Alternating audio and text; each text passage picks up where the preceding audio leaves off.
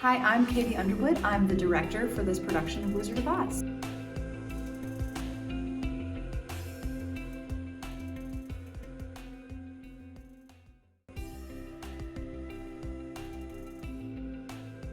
Sure. We have three bubble machines.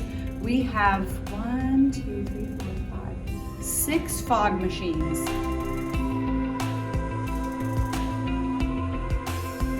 Whenever the Wicked Witch comes out, there's a big fog blast. For this show, we're using CO2 like fire extinguishers, so it's that really intense burst, and it's got that sort of loud noise with it.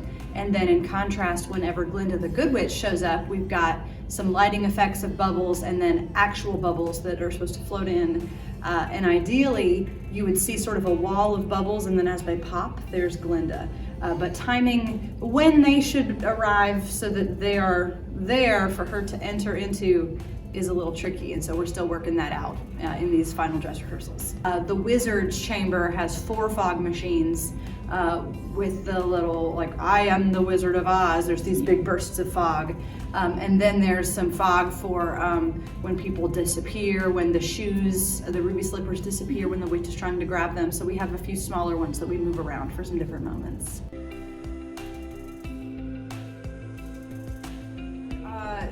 It's a combination of a lighting and projections moment and actors that are puppeteers. So we have some sort of small scale pieces that resemble some larger farm debris that would be blowing around in a tornado, and some of our actors in the ensemble serve as puppeteers and sort of fly it around the stage during that tornado moment. And then we have a large fabric that is a projection screen that shapes kind of like a tornado that we have a video of a whooshing tornado on. So we sort of see a large tornado with some objects flying through it, and that is sort of masking the scene change happening behind it. So that by the time the tornado flies away, Munchkinland is set up behind.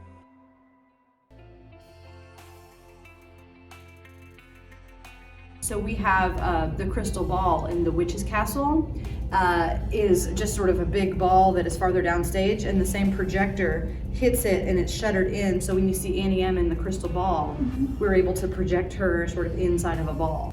Several of the large the backdrops behind Munchkinland, the Emerald City, the Yellow Brick Road are just sort of large images.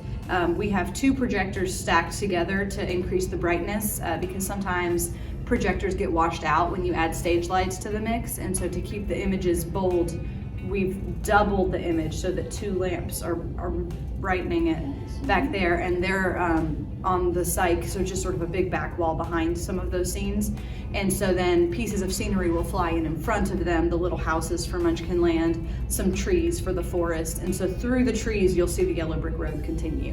And so that's a way that we've integrated projections into the live scenery. This it's just been a really fun show, working with these people. A lot of them, this is their first show that they've done since the shutdown. So just being in a live room with lots of people working, collaborating together has just been so fun and heartwarming. And this show also features a lot of our Springer Theater Academy children, and there are 2 teams of those. So if you come to the show 2 days in a row, you'll see different Munchkins.